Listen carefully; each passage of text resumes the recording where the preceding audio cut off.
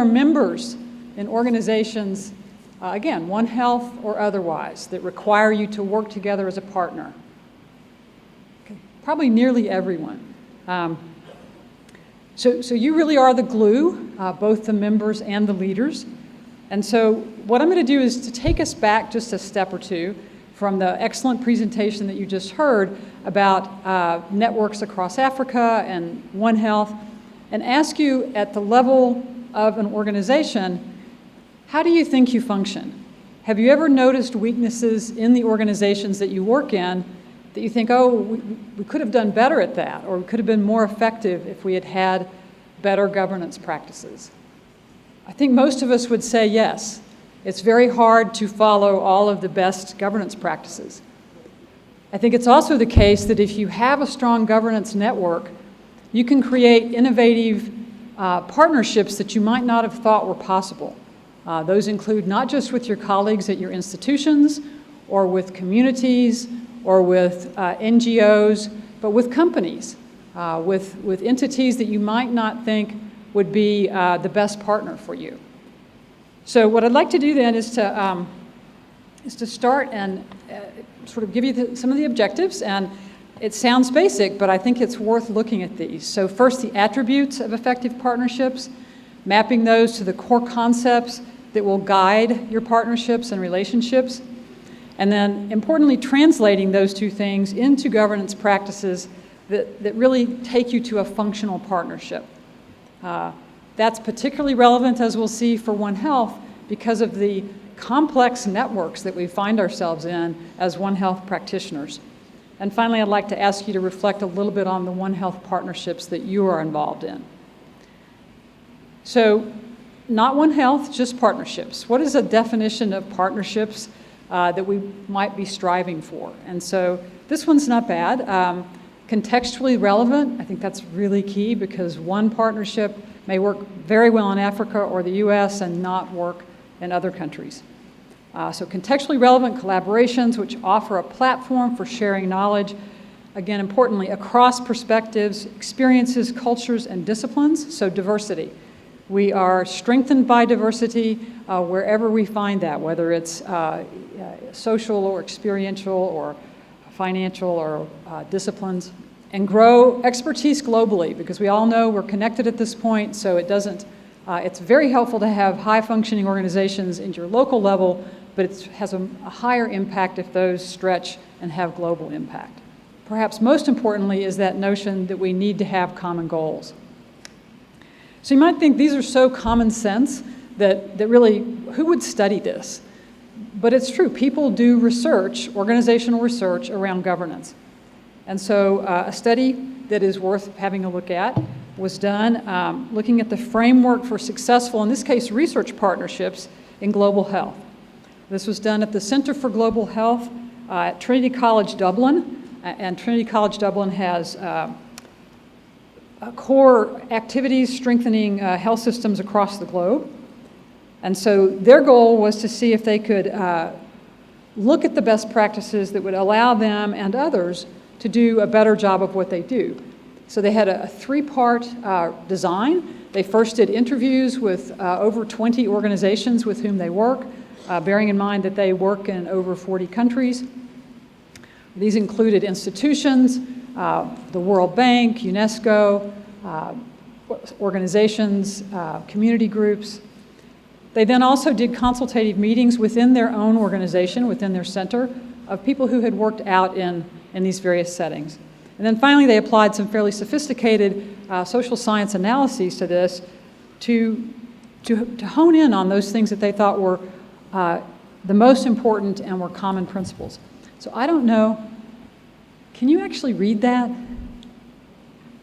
All right, for those of you who are close enough to read that, I want you to take just a minute, and in each of those 4 green boxes, I want you to pick out what you think, if you can only pick one word out of that box that you think is the most important attribute in your mind for a successful foundation for partnerships, what would it be? And just take a piece of paper and jot those 4 words down. And so I want you to look at those circles, and then I'm going to ask, did any of my red circles overlap with yours? And so first of all, in the very first box, that included common goals, minimum common program, and shared interest vision. How many of you put vision on that? Was that high on your list? Under culture, societal norms, trust, and commitment. Trust rose to the top for me. Under recognition, respect for different capacities, sharing resources, and inclusion. And then reciprocal, mutually beneficial, skills, connection, no. Rewarding experience, and knowledge exchange. So each of us may have picked slightly different words, but I think we would mostly agree that those are important principles, important attributes that are in those boxes. So if you take those attributes and now translate them over to a core concept that might guide your organization, then again, the authors of this particular study have chosen to use focus, values, equity, and benefit.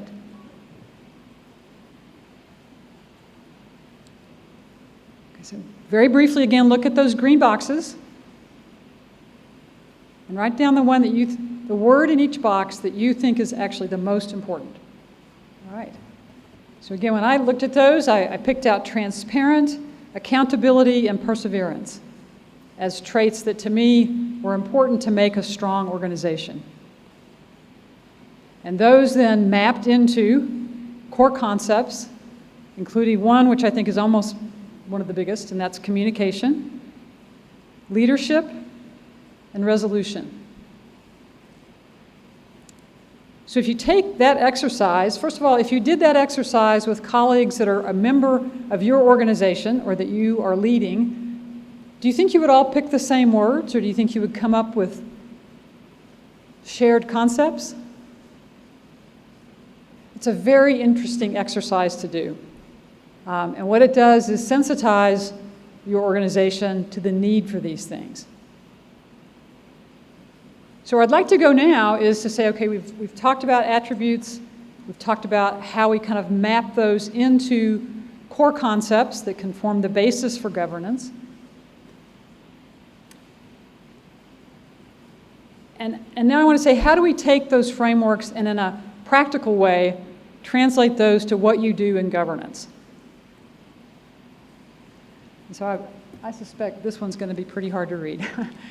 So a second study that's very much worth looking at, you may be familiar with the National Academies of Sciences, Engineering, and Medicine. This happens to be the National Academies in the US. I certainly appreciate there are National Academies in many countries.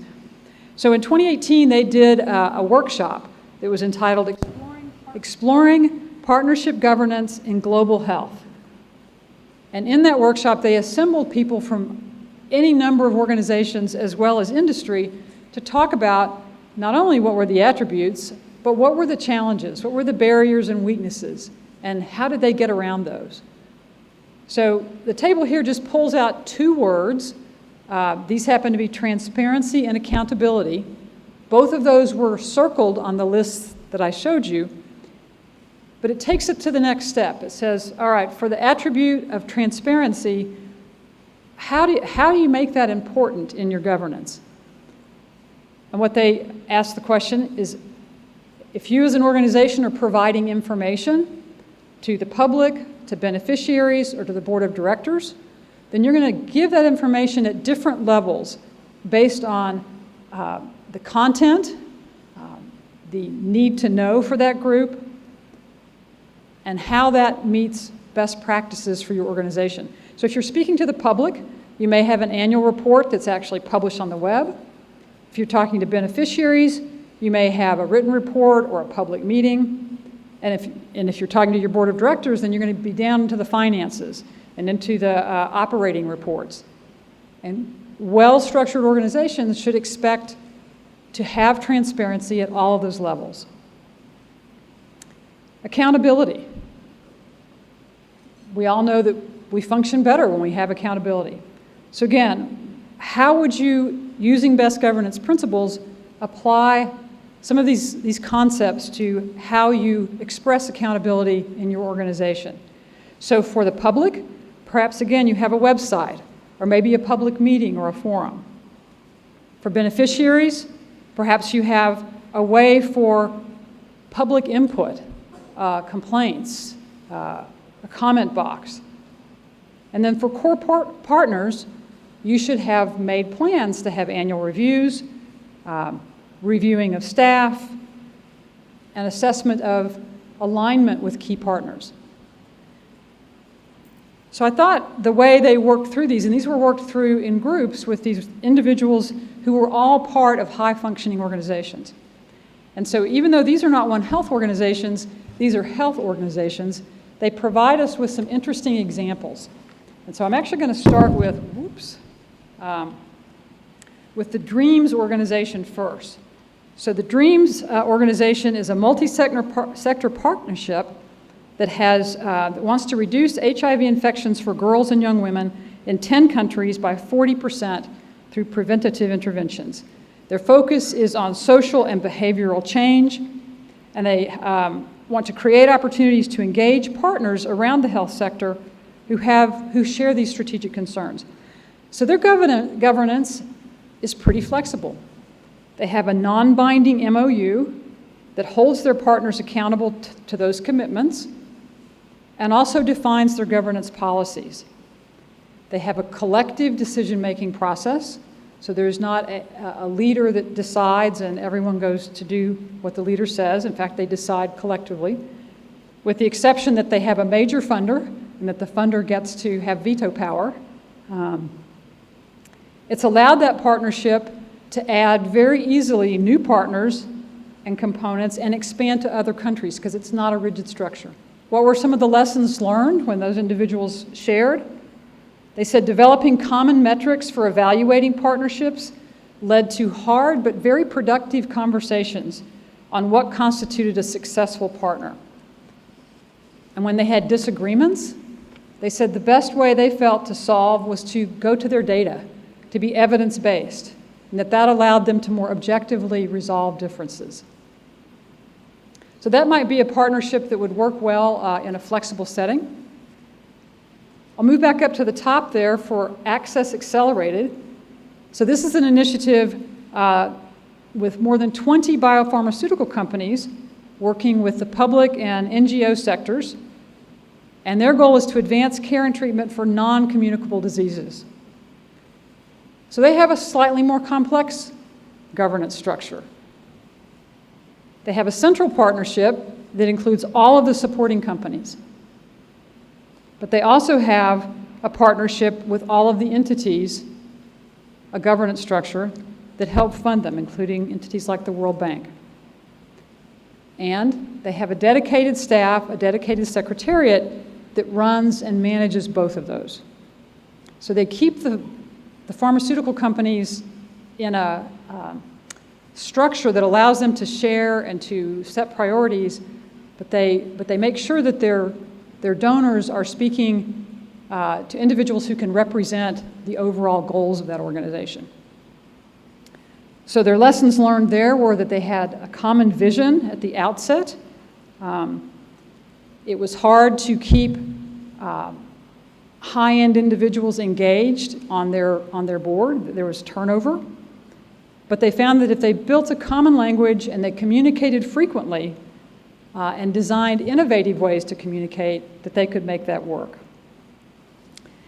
And finally, an organization, GHIT, that is particularly interesting because it facilitates international partnerships that bring Japanese innovation, investment, and leadership to the global fight against infectious disease. And so this group started out in 2013 with $100 million and 8 partners, and they have expanded to $350 million with 26 partners. And so the biggest challenge that this group had was the companies involved had significant conflict of interest opportunities associated with the work they were doing in the countries they were in. And so they had to come with governance structures that completely firewalled the companies from the decision-making in that organization.